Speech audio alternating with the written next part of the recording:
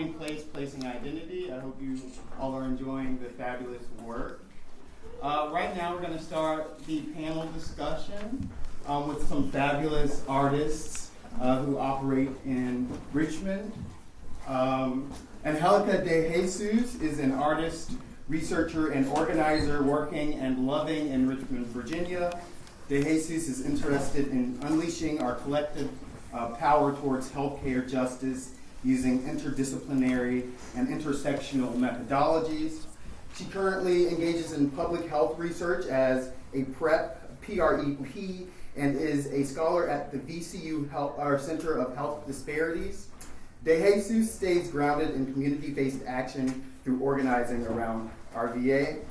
She sees creation as a companion of dismantling systems of oppression and health disparities, and is always looking for ways to engage with artists and art. Angelica de Jesus identifies as queer, cis, multi-diasporic Latina femme, and is incredibly honored to be working and growing with brilliant QTPOC in the South. Correct? Perfect. She constructed this identity that I just read to you all in the space of the library in Cabell, and at the time of 11 a.m. She asks the audience if her own biography is authentic or falsely constructed. Tran considers herself more artful than artist. She is Virginia-born and sourced from Vietnam. She is a queer, femme, cisgender, flexi survivor of color, living, loving, learning in the U.S. South since 1991. Tran is a collective member of the Richmond Reproductive Freedom Project, Virginia's grassroots abortion fund working towards reproductive justice. Her work is created with the desire to find, create, and sculpt space that feels like home. And it investigates and infiltrates in between spaces, including public restrooms, Sprint stores, mailboxes across the U.S., Lowe's, home improvement stores, living room, sexts, backyards, classrooms, computer labs, and everyday spaces, and everyday as well. She's a graduate of VCU Arts Extended Media and Sculpture, and is currently working on a collaboration with Transplant, a Lucky Boot Bamboo, and soon to be hosting intergenerational lunch break dance parties with Juan Gostad, is that correct? Joan Gausted, as part of Janelle Prue's MFA thesis exhibition, Reverb. Take note, on Tuesday, April 29th, Thursday, May 8th, and Tuesday, May 13th from 12 to 1 at 814 West Broad Street. Next up is Celina Williams, a VCU librarian, writer, and photographer. She holds a dual BA in English and Women's Studies from Virginia Commonwealth University, and a Master of Library and Information Science from University of North Texas. She is co-organizer and featured camp coordinator at Girls Rock, and a co-organizer of Richmond Zine Fest. In 2002, she presented Collecting the Uncollectible Zines in Archives at the ARLISNA conference in Toronto, Canada. She is working currently on a photo series on vagina trees and zines about two people who I think are she thinks are fierce and fiercely hated. She's a problematic feminist, according to BuzzFeed. And she fucking hates the word problematic. You can often find Celina Williams at Cabell Library Special Collections. Go there, visit Williams. She's awesome. Brooke Inman is a nature enthusiast who loves animals, especially her dog George and her cat Ellie. She holds a BFA in drawing and painting from the Cleveland Institute of Art and a MFA in painting and printmaking from VCU. She is currently printmaking faculty at VCU and at the University of Richmond. She also teaches in the Richmond community at Studio 2-3 and the Visual Arts Center. Her work is biographical, is developed from honesty and compassion, and is made by persistently questioning the self. Inman embraces printmaking's history of calling people to political action and its ability to disseminate information by utilizing the multiple. Utilizing drawing's immediacy and ability to explore inner space, her work reflects the interaction between the many worlds we inhabit: nature, society, the spiritual, and the mind. Thank you, Brooke Inman, for being here. And finally, lastly, definitely not leastly, one of my mentors, Dr. Pettiford-Wates. She is founder and artistic director of TCP, the Conciliation Project, an organization that seeks to combat racism and oppression through theatrical work. She's professor of theater at the Department of Theater at VCU. She is a scholar and activist, a director whose work is now at the Firehouse Theater. Go see Streetcar Named Desire if you get the chance. I encourage it. I saw it. It's great. Her work engages racism and injustice. She has taught at the University of KwaZulu-Natal, is that correct? KwaZulu-Natal. KwaZulu-Natal in Durban, South Africa, and she is a pioneer and creator of ritual poetic justice. Drama. Drama. Which is about justice too. So. I wrote it down drama here and I said justice. Pioneer of ritual poetic drama, a theater methodology about the real essence of storytelling from the beginning. So thank you all for being here at this panel discussion. We're going to start with a few questions at the end. I encourage everyone to ask questions. And the lovely panel, the awesome panel, the powerful panel will answer. So, the first question is if you all would briefly describe your work and your intent in producing your work. We can start wherever or go across this way. Angelica, if you want to begin. Okay, so it's always hard to sort of answer these kinds of questions for me, especially in front of like a ton of people. But I, oh wait, is that not? It is. I'm so Third one. Oh, sorry. Okay. Third one. So I think my work is about dialogue and redefining art and realness, like Janet Mock says. I think because I do research work and we talk about like what truth is and we're supposed to be like, and our definition of truth influences how we're going about research work, and especially in regards to health, which some people think is very black and white science, a very either or science. But I'm all about like shifting that dialogue around that, and also in engaging decolonial creativities and even finding out what that means for myself and for people who I'm working with in regards to health and our bodies as a collective and as individuals. Did that make any sense? Yeah. Okay. Pat? I always think about work as a funny word because I think about when I'm not working. Like, when are you not working? Because you're always spending the same time. And there are some places where the time I spend is valued, maybe paid, or is like I get like a positive feedback. And there are other times when I know I'm working and I don't get that. But it's always still my time. And then I also think about how like it's not like my work, like I'm here because of a bunch of people who just happen to not be sitting here right now. Like my family, like my support network, like for a variety of reasons. So like for me it's always hard to like define out what like my work is. Which I know is like kind of like a bad response, but whatever.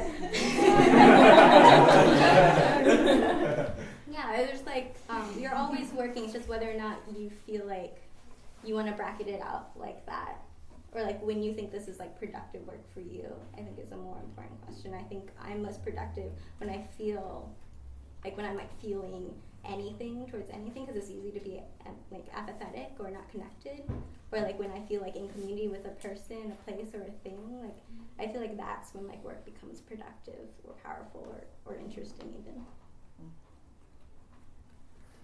Celina? Yeah, I'm also kind of like, when I saw this question, I was like,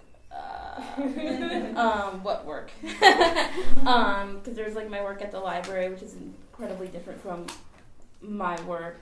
There's like different facets of work, and so like my work at the library is like just like organizing and making sense of disorder in a way that it becomes usable and discoverable by students and researchers. And then my work with zines and Richmond Zine Fest is just making something happen, whether it's my own zine, like making it come out of my brain and vomited onto a piece of paper, and putting it in people's hands, and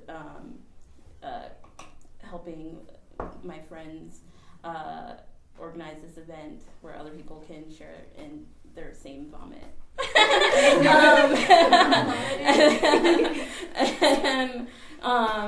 I do photography, and in that case, it's just like another type of vomit. It's visual.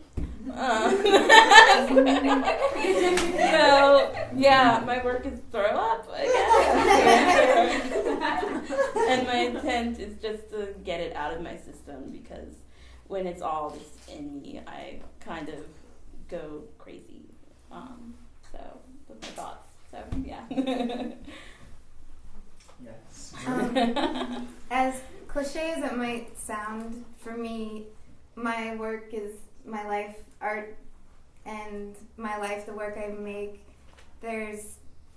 It's really hard to separate, because I constantly think of the work that I produce as a mirror of myself and my life, and as selfish as that might sound, it's the only way that I've been able to really connect with other people, and the work really comes out of a desire for personal connection. And that's sort of how I approached studio art, or maybe the creative side of making that I participate in. And to me, there's really no difference between like making a birthday card for my friend or my sister, or making an intaglio print that is destined for a gallery wall. And I had a really different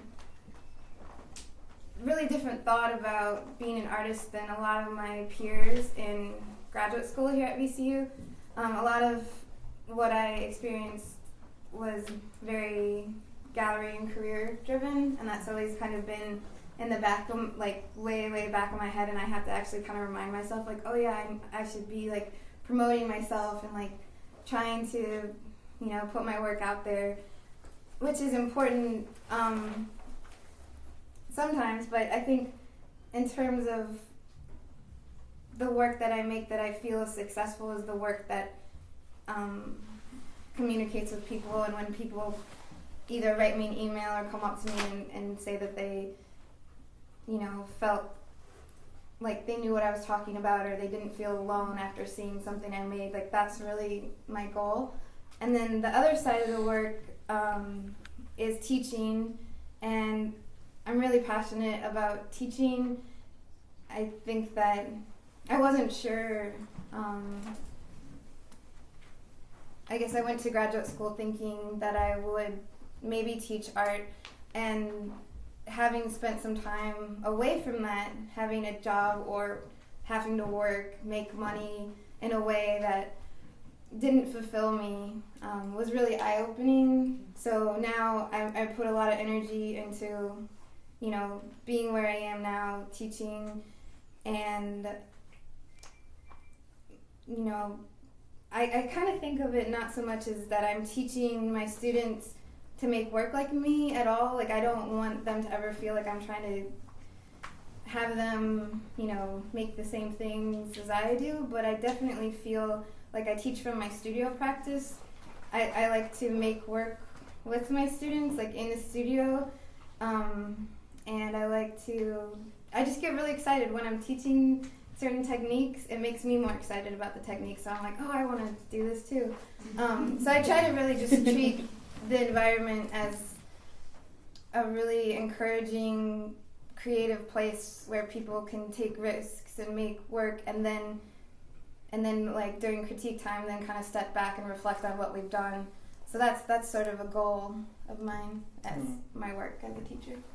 So it seems like there's a definition of work that sort of goes beyond definite categories of, for instance, like private work, public work, something that extends through being fulfilling. Dr. T, do you feel the same way? Do you feel like your work cannot be put in a box? Yeah, definitely. I've worked my whole life getting out of the box. So I definitely don't want to put my work back in the same box, you know? I feel very connected to something that all of you have said, and one of the things is that my work, my life, and my art are extremely integrated with one another. So much so that I can't tell the difference from them at times. They just, you know, overlap and empower and infuse and inform one another. I do relate to the work that you get paid for, right? The work, which sometimes isn't as fulfilling as the work that you do that maybe no one pays you for, but that is appreciated and connected to a community that that engages with that work. I think that in my journey, in my life's journey, I have evolved and am continuing to evolve, not only as a person, but as an artist. I believe that I am a teacher and a mentor, and that is art. That the process of doing that is art. I look at it as an artistic process. I enjoy most about working with others. I enjoy collaboration. I feel I am better as a person, as an artist, when I am in community with other persons and artists. And that we get to inform one another's work. As I direct, I'm a collaborator. I'm not a dictator. And sometimes that throws people off because they want you to tell them what to do. You know, sometimes even as a professor, my students want me to tell them what to do. And that gets very frustrating when I won't. When I won't validate or, you know, negate. I won't do either. Because it's something that I want them to learn to do for themselves. So that someone can't give you something and then take it away. Right? That if you know you have it, you have it. And no one can take it from you. So I think that something that speaks to me personally in the whole scope of my work, no matter what that work is, I feel that if you are an artist, that you have to be a revolutionary, that if you are not a revolutionary, that you are merely supporting the same system that, you know, the system of the patriarchal elite that has put you in the box of whatever box you are trying to break out of. So you're just merely feeding and nurturing that system over and over again and causing it to continue to have life. And the goal of my work is to deconstruct all of that, like, and blow apart all those walls. And so I get in a lot of trouble. Right. As do I. So I like how we're going to start getting a little bit more specific, and I like how we're moving towards the idea of art, which itself is a very loaded term, very problematic, sorry, Celina, term. But in your experience with participating in and making art, how does place, the idea of place, I mean, with proper place, or exclusionary place, inclusionary place, alter the performance of your identity? Angelica, if you'd like to start, and we're going to do a little bit more organic speaking. So if you want to, you know, go for it and speak, go ahead. So I think about, like, what does place mean to me in the different, like, ways that I've engaged with art. So place can mean time, place can mean different modes of art. So I'm doing theater when I'm with my sketch pad. And so like how do those places, I don't think necessarily that it alters my performance, but I think it informs it a lot. Like I think I'm always carrying all these things with me all the time. But I think it just informs how I choose to engage with the art. But at the same time, I struggle a lot with, and I'm sure y'all can speak to this too, is like what your role is as an artist and what are the expectations are as how you're read in an art form and how that can influence. Like it's not my place necessarily or my perception of the place that influences my identity, but it's someone else's perception of my place in their space that might influence it. So it's like not just a me thing of like how it's influencing my identity. And when it comes to casting, I can't even, it seems then it becomes very important to be able to root yourself in something, because if I'm always thinking about how the place alters my identity, then I can just like be floating around all the time, wondering how that's how I'm going to be changing all the time. So yeah, I think place is really tied to not just me and how I perceive it, but to who else is in that space too. Anyone want to follow up? It's interesting because in the theater, it is so, the theater constructs a space, right? And then they ask you to believe that it is this space. It's New Orleans, 1948, right? Well, the construction of New Orleans, 1948, had a group, had a community of people in it, in which, for example, the script that I'm doing, Streetcar Named Desire by Tawnya Williams, eliminates or overlooks certain people who would normally be in that space. Mm-hmm. So here I am coming as who I am, and I'm reading this script, and for me, I see other people and other things in the space and in the story that the playwright didn't necessarily draw in. And I'm not going to allow my identity to be altered by other people's perception of what this space and time is supposed to be. So I'm going to do what feels true to me, what feels right to me, what feels true about that space. And then what happens is it challenges other people's perceptions. And when they look at my interpretation of Streetcar Named Desire, all of a sudden, if they come in there thinking one way, there's visual dissonance on the stage because there's people that are there and sounds that are being made that they didn't read in the script, right? So, but I don't care because they can challenge that if they want to, because I am not altering what is real. What was real in 1948 and what is real today. There were people who you have systematically eliminated, from your perception of what reality is, that I haven't eliminated, that are very much in my reality. And so since I'm driving the ship right now, I'm going to put it in my reality. Yeah, so.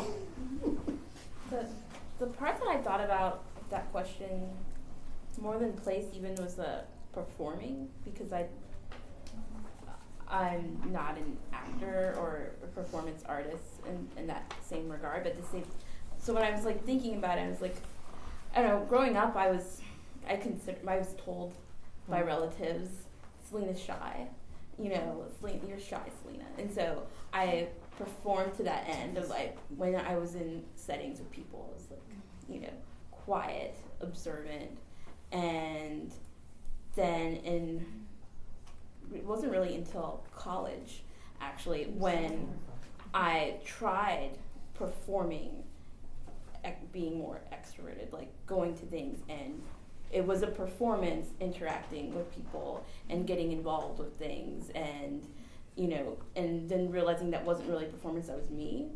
That I wasn't as introverted as I thought. And so, but then there's like different levels of that, because like, who I am at work versus who I am at events, and who I am when people are staring at me talking, and that like kind of like alters that identity, but then it doesn't, I don't know, all of it feels still authentic, even when it feels unnatural. But I don't know if it feels unnatural because I was told, Celina, you're shy. So.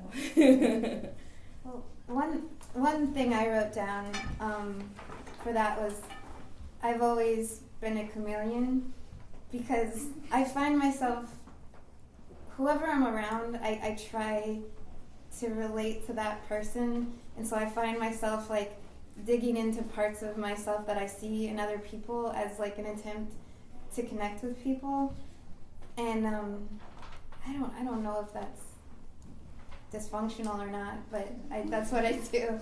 And sort of on the opposite side of that, I haven't traveled like around the world or anything like that, but I did have some experiences where I was outside of America during the Bush administration, and that really stood out to me because it was the first time that I really didn't want to be associated with, being an American, because there was just this like whole air of what America was doing in the world, and so I found myself like in Toronto in Canada, just like hoping that nobody knew I was an American, and just like being surrounded by all the political art. Like street graffiti is really huge there, and there was just like all these like really strong messages about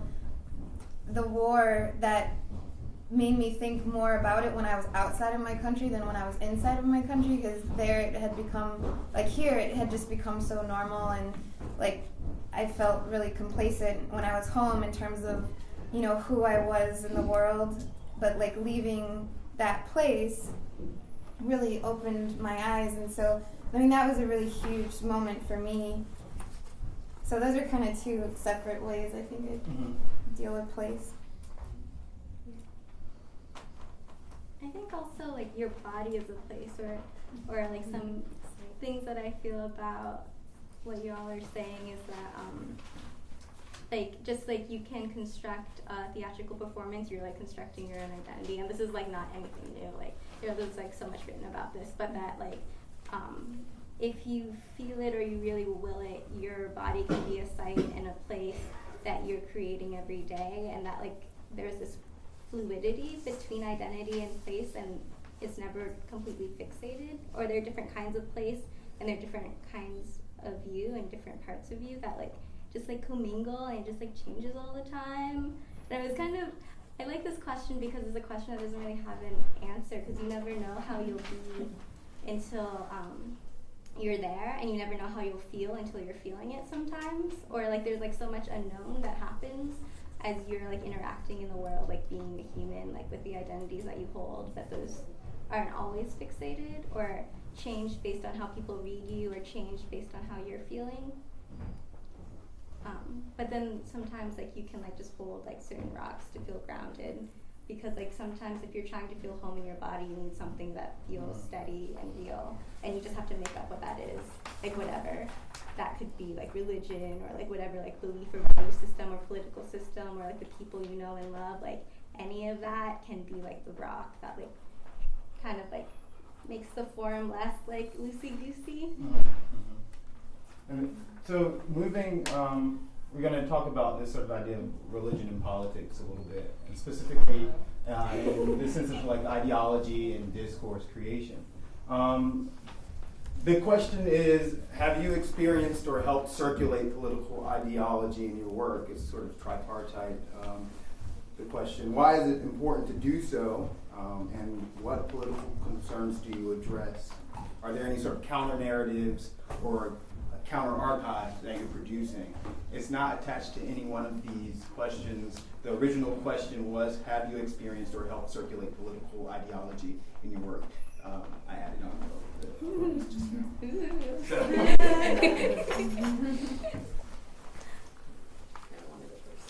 Okay. Well, do you want to go first? I can go first. Somehow I didn't get all these questions, but I think I forgot to download something. But my first gut feeling after you said that is, one thing that I really love to teach is how printmaking and how making multiples is a really throughout history and presently is a way we can disseminate information without being censored.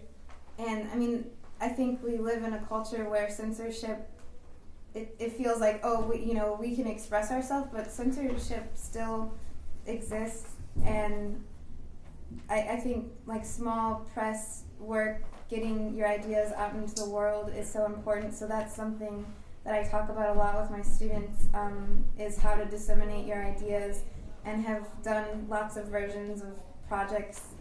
And it's just really fun to kind of see the different messages that people put out into the world. And I think that I feel more strongly about that than anything that I've necessarily done, but so I'll leave it at that. Okay. Excellent. Dr. T? Yes. The answer is yes. The Conciliation Project's mission is to promote, through active and challenging dramatic work, open and honest dialogue about racism and oppression in America in order to repair its damaging legacy. So in order to repair that legacy that we're all a part of,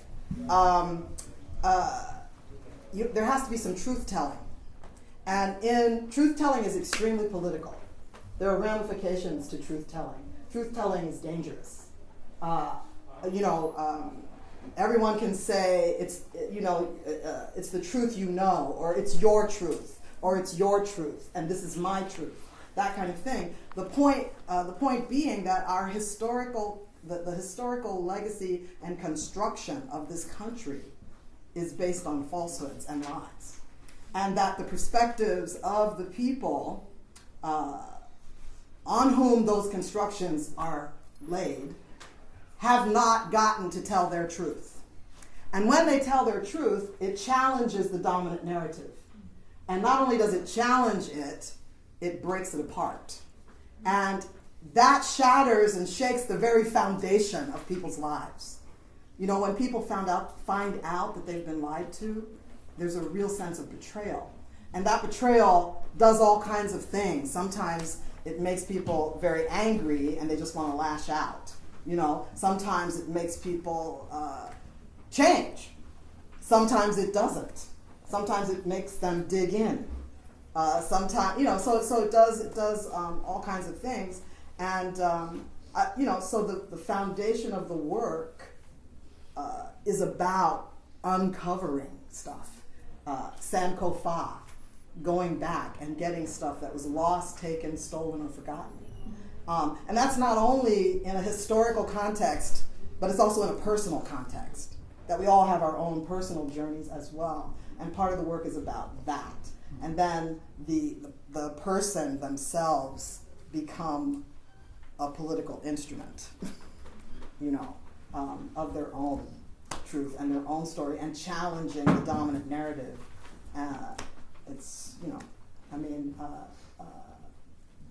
I think that that it takes a lot of courage. It takes a lot of courage to do that, and you need a lot of people doing it, because you can get burned out, and sometimes you need somebody to lift you up and say, "I'll carry you for a little while." So one of my first answers is PIC, the PAC, which is what we worked on as a class for the Conciliation Project.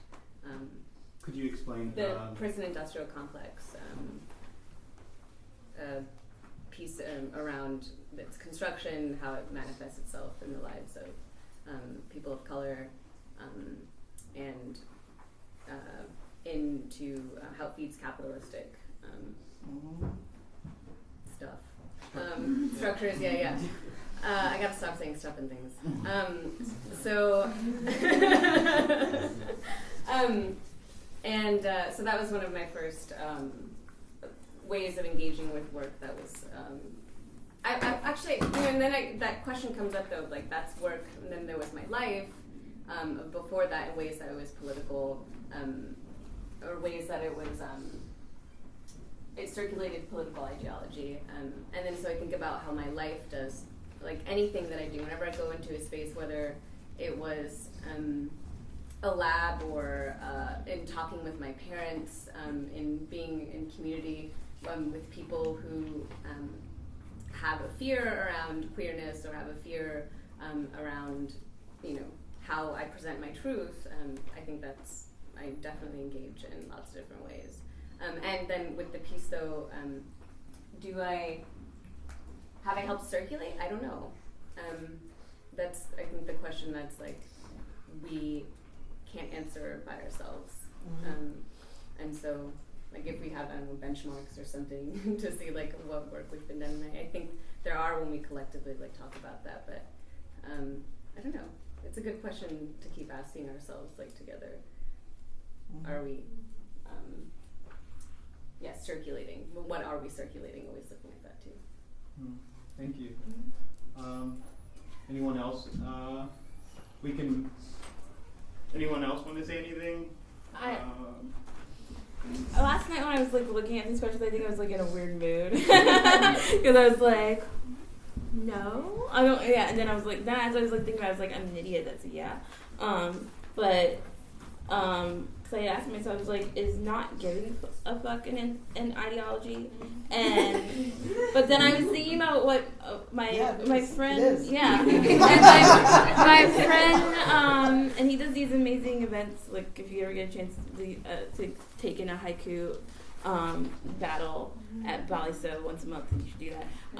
But my friend Raven Mack, he did this whole thing because he has a little talk beforehand, and he talked about why it's important, like why he doesn't give a fuck because he gives a fuck. And I was like, why didn't that's like maybe like the core basis of like why I guess I do have like an ideology that's like always pervading, but like not giving a fuck is like this thing that you do to like kind of conceal your disappointment or just be able to cope as you do things because you do give a fuck, because I wouldn't be involved in girls rock if I didn't care. And I wouldn't be doing anything.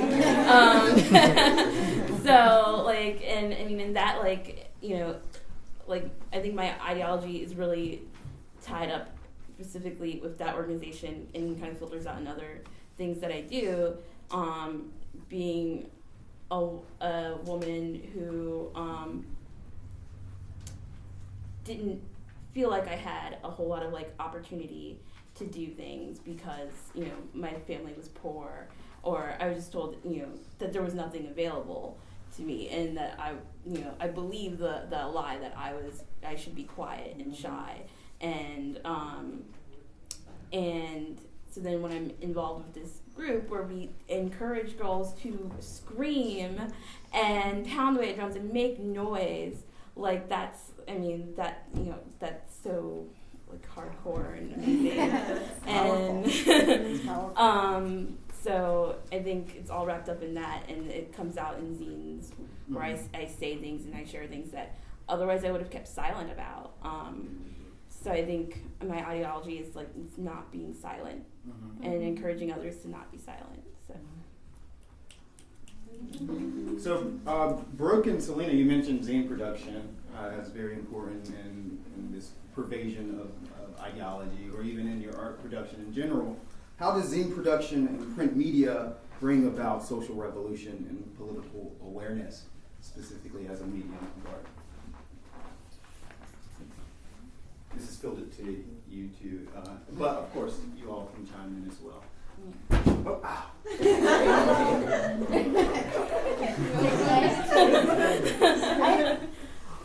I feel really inspired at this point in my life. So I think at other points I might have said things more like pessimistic about art making. But right now I really feel like anything is possible with art making, and I think it's a universal language to communicate and express ourselves. And what I really love about print media and zine making is it's a really quiet, it's a really slow pace, and it's a way to connect intimately with other people. So like maybe you write something and I read it, and then I get to take it home and like visit it again. You know, like those things are really meaningful in a culture right now that's like very fast paced, and images especially are just like so slick and so in our faces all the time. So I just like really believe that print media, especially zine making, is really important for us to keep alive, and like a tradition and a way to communicate with each other. Does this one interrupt? Is it lame if I read what I wrote? No. It's like my answer to this question, I put well, basically like anyone can do it, and it can be printed on the slide and distributed easily. It's not something that can be shut down like the internet. It's like I think in America we tend to think the internet is forever and will go beyond all of time and space.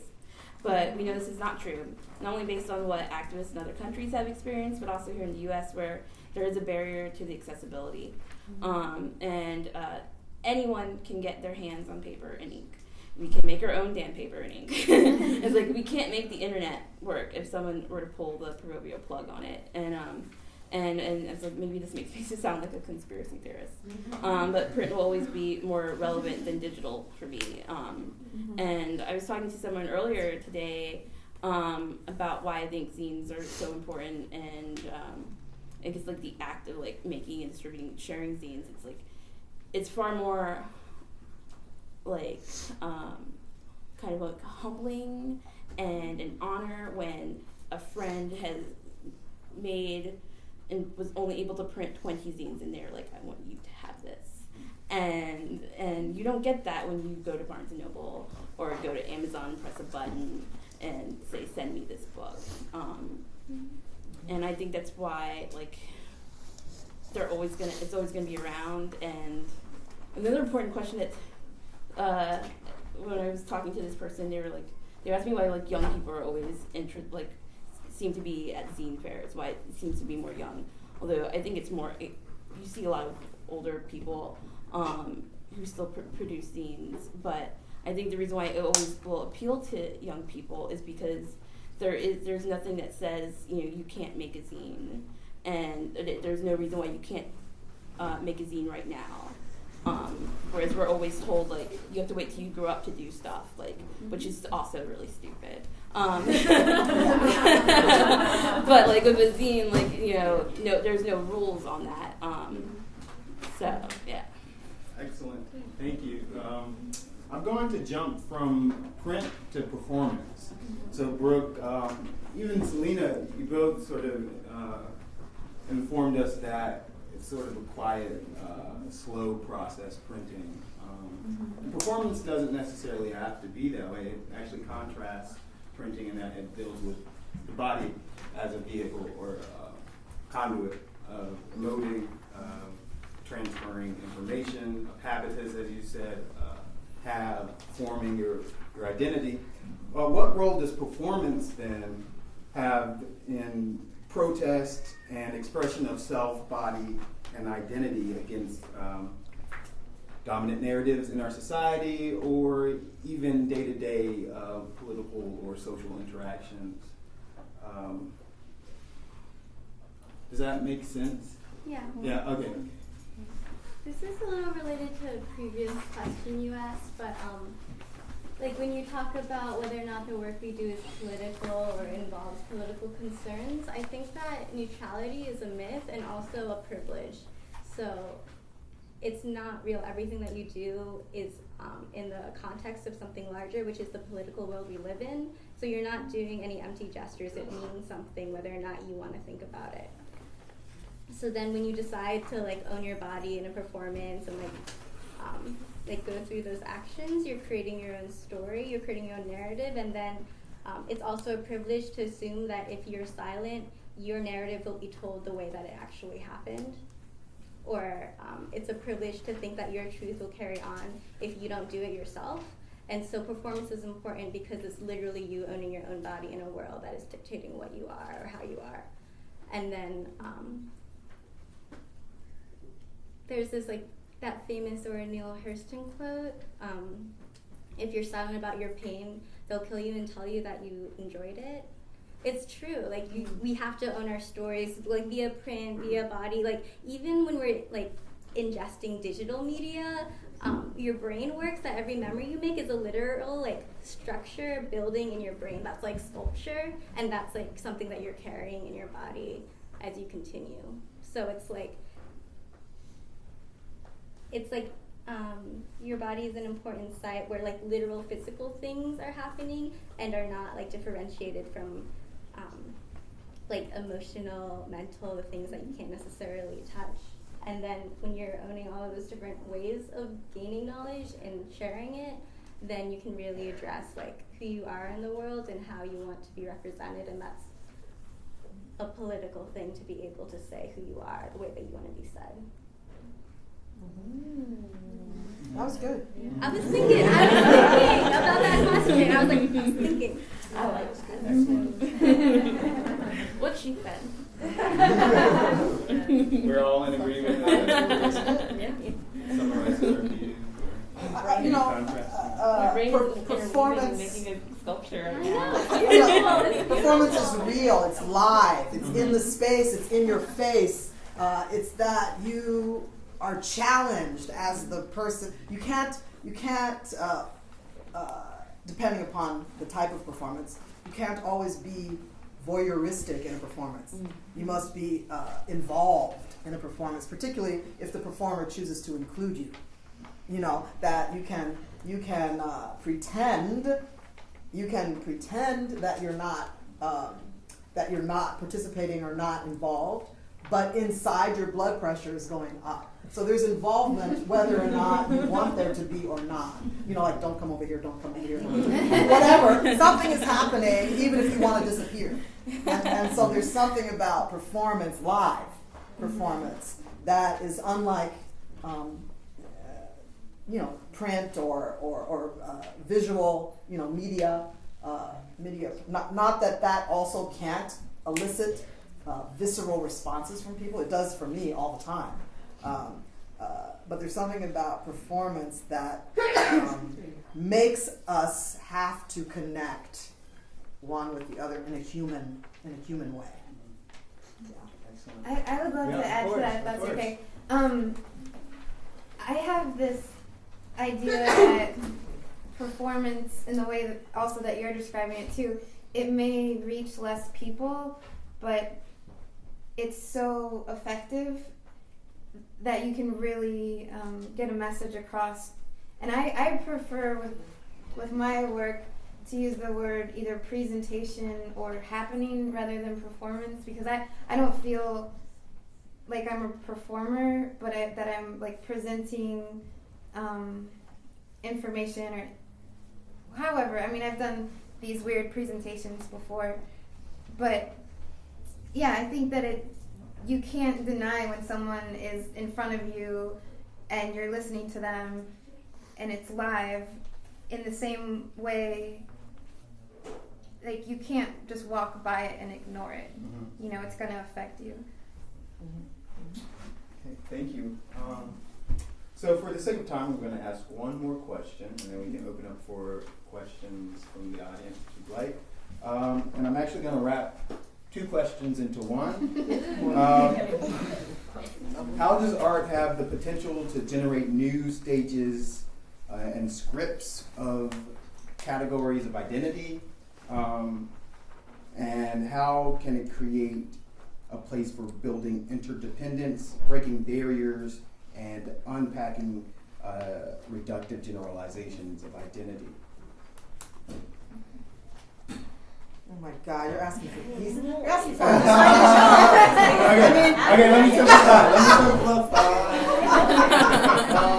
Ash says she's going to answer it for us. Okay. So, Nick's the first part of that complicated question. Wait, say the question again. I'm just going to simplify. I don't have Okay. numbers. So, how can art create a place for building interdependence, collaboration, breaking barriers, and unpacking reductive categories and generalizations of identity, race, or place? Long time ago, I directed a musical titled Oliver, right? You guys know that? Charles Dickens' Oliver, right? I cast in the part of Oliver an East Indian boy. And I've always been, in the theater's gone through all of these generations of stuff. And one dispensation was when they were into the so-called colorblind casting, right? I was never into that because I don't believe you can be colorblind. I want to be colorful, not colorblind. But that choice of this young boy for the part had nothing to do. It had to do with who was the best person for the part. I mean, and when he sang, he sounded like, oh, honey, perfect. And anyway, I mean, he was just gorgeous. And so I was approached. I did the production, whatever, and I was approached by members of the board of the theater and whatnot, and they said, oh, because the production was a success, fortunately, but they said, that was an interesting choice that you made by the casting. And I was like, what do you mean? Of course, I knew what they meant, but I wanted them to say it. What do you mean? Interesting. What interesting? And they said, well, everyone knows Oliver is white. And I said, everyone? And then I said, well, every Oliver I've seen is white. I said, yes, every Oliver you've seen. I said, but personally, when I read the novel by Dickens, it talked about his poverty. It talked about he was poor. And we all know that the British were some of the biggest colonizers on the earth, and that India was one of their colonies, and that Indians were British citizens, not only British subjects, they were British citizens. So it stands to reason that if other people could be made orphans, it stands to reason that so could Indian boys be made orphans as well. So there could be, I didn't think it was like some brilliant strategy to cast him. It didn't in any way seem odd to me, right? So that's that is a way of challenging the dominant, and the way things have always been. It's like, this is how it's always been. I've never seen da-da-da before. And I'm like, where have you been in the world, in life? If you would go to other countries and they would do Charles Dickens, you would see a lot of different colors of people playing Oliver. It's not like, that's one thing I feel like art can do. Mm-hmm. It can challenge those dominant paradigms, because the essence of the story is about poverty.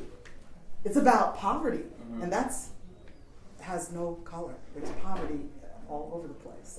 So through like an expansion and then interpretation of these very isolated and confining categories, you can yeah, I feel like as an artist you have to challenge them all the time. Mm-hmm. All the time. You have to challenge what people think and perceive all the time. And with those, take every opportunity. The like barriers, like all the barriers are like exterior to us, and then mirrored in that are like the same kind of barriers in us. Yes. Like, yes. We're like a reflection of that, and then we internalize it, and it bounces onto other people. It's like this crazy force field of It is like a boomerang. Yeah. And so in breaking them down, a lot of it is a performance. Like you kind of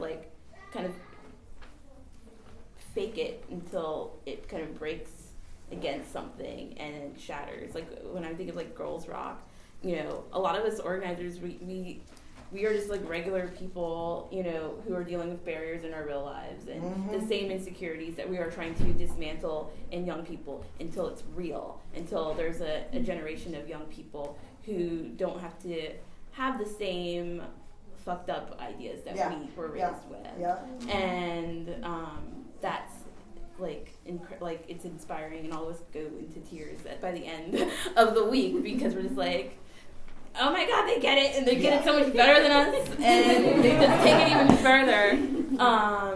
And so, you know, and that goes into zine work, and that goes into librarian work when I like help, you know, a patron discover something in comic books or zines or in Richmond history, and I see what they're doing with it that goes even beyond what I thought was, you know, in its potential, and you know, that's the barrier thing that we kind of like are constantly pushing at, and it just makes our work and our performance of what we want to happen worthwhile.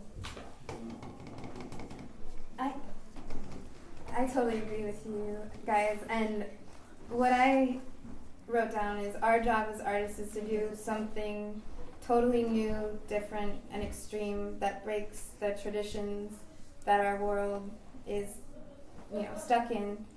And I think that art and art making really builds community, and the only problematic part that I see, or that I tend to see in the art community, is a lot of times it feels like preaching to the choir, like you're trying to convert people that are already converted. And so I think that the real challenge is how to get your message and get the art to, you know, people outside of that world. And an artist popped into my head, Harold Fletcher, his projects.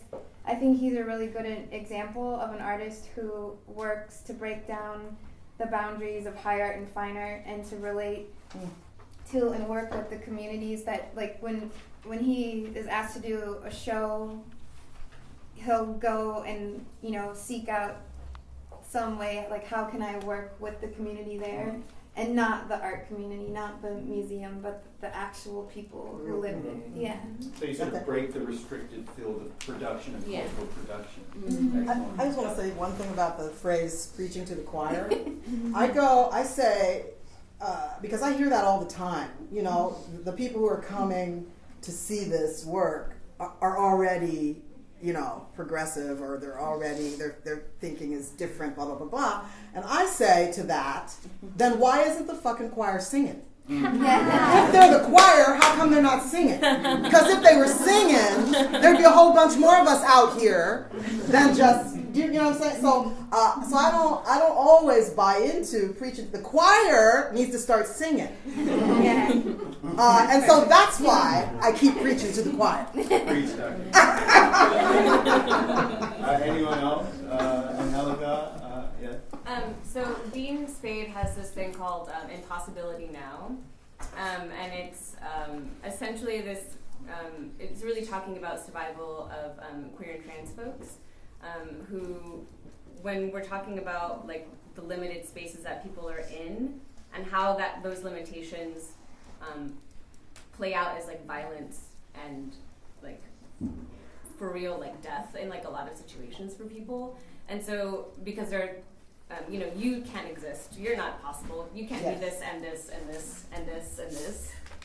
What? And so like those like people's limitations on like their imagination and like the capacity to like embrace people for our multiplicities is really dangerous. And so this person is saying impossibility now. Like that's what I want. Embracing that impossibility. And I think that. That imagination and creativity part, I think that sort of we are artists all the time, being creative and imagining, because that's part of our survival. and it expands places where we can be in our work and our life as marginalized peoples, and particularly for our beautiful queer and trans siblings. So I think that is how art and art within a person can help expand the very limited ideas we have, like what people can be. Bell Hooks also talks about the political imagination and how, like, in like the chains of slavery, Black people were able to imagine that there was a future where they could be free, and that is like an unbelievable act of strength to imagine. Like, you are like, literally, it's lawful that you are not even a human. You're like an item to be bought and sold so other people can profit off of your labor and your death and your like children. And the unimaginable strength to be able to say this thing that I've been experiencing for generations can't be real. Like, there has to be something else. We have to imagine a future that's like better than what we're experiencing now, I think, is where like art can come in. Where like if we can imagine the better future or the impossibility, then the things that we do experience now don't have to be true for us later in life, for future generations, for like other people we won't even ever see or meet, but maybe we'll like feel like eons into the future. And like this is like, we just have to do it now because like how did we get here, but not for the imaginations of the folks before us. And that's what we have to keep on making, despite all of the white supremacist, patriarchal, capitalist, like all that bullshit, like that like caves down on people of color, on women, on trans folks, on queer folks, on poor people, on people in rural communities who are isolated, on people who are like disabled, people who have like a variety of other oppressions in their lives. Like, if you're in a world that's constantly screaming that you don't belong here and you can't exist, like, it is a fucking act of strength to be able to keep on producing. That's right. And that's where art comes in. That's right. Like, because how will we know where we can go if we don't imagine it? That's right. Right. I'm from beforehand.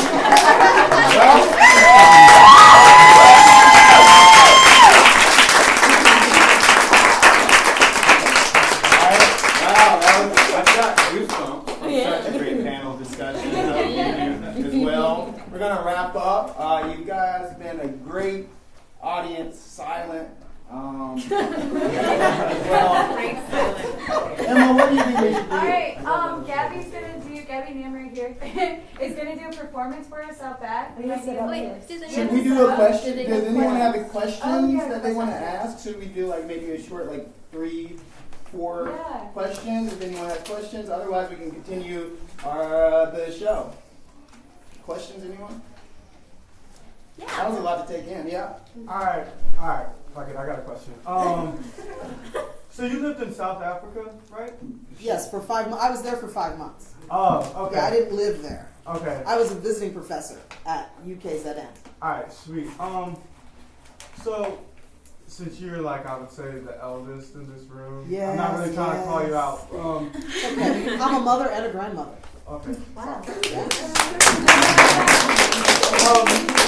Have you seen like any like real progress, like the whole like historical context you were talking about earlier?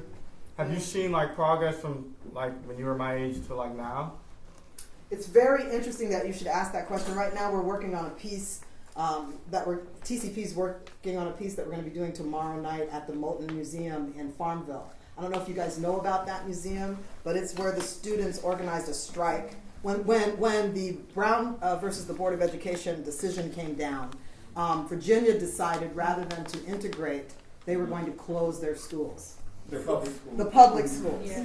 So there were no public schools in Virginia from 1959, I think, to 1969 or 56, or I forget the dates. But for a long time, there were no public schools. So it affected a generation, an entire generation.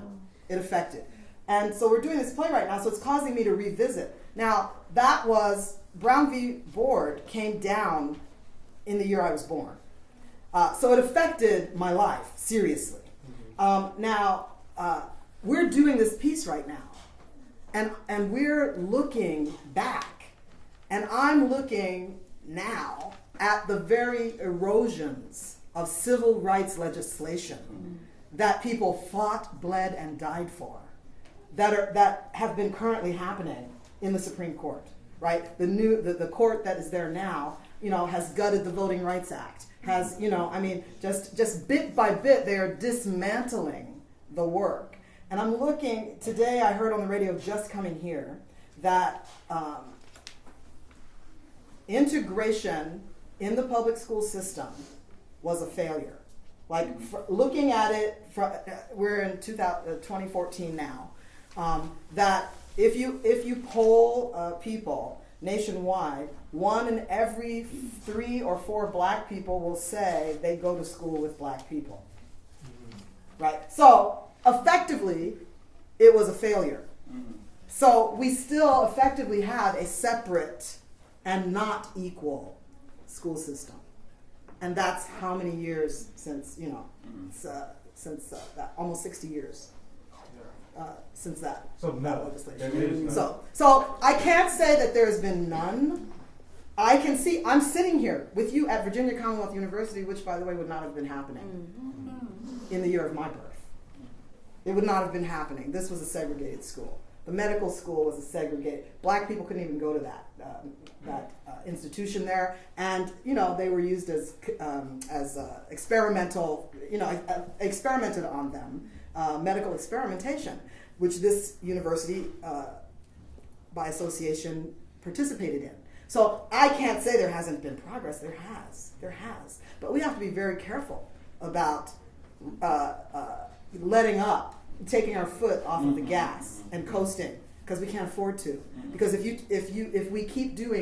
things keep happening the way they are, you guys are going to turn around and this room will not look like this. And I'm telling you, that's the truth. It will not look like this in just a few years down the road when my grandchildren are in college. Well, thank you. Yes. I also want to maybe rephrase your question, like, better for who? Because there's still like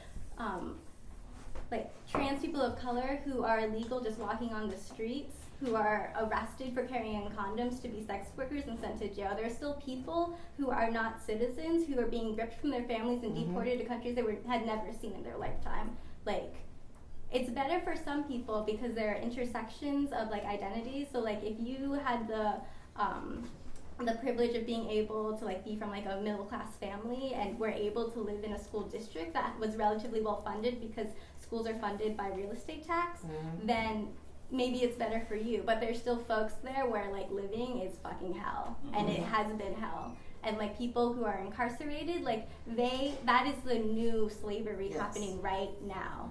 Literally.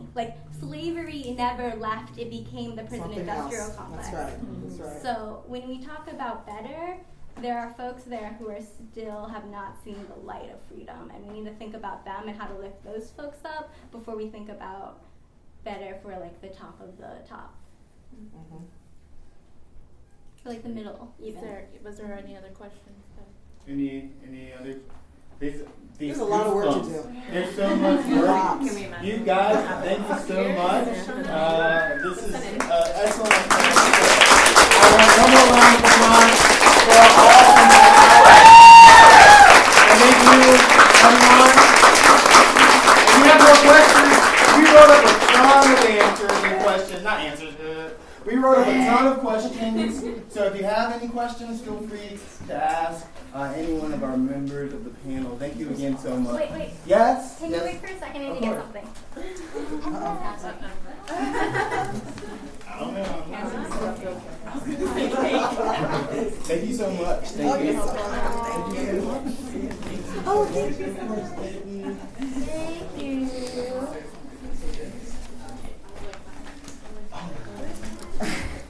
No. Oh. Can I get Sophia and Emma up here? With Dennis? I don't know where Sophia is. Sophia. What's this? Oh, John.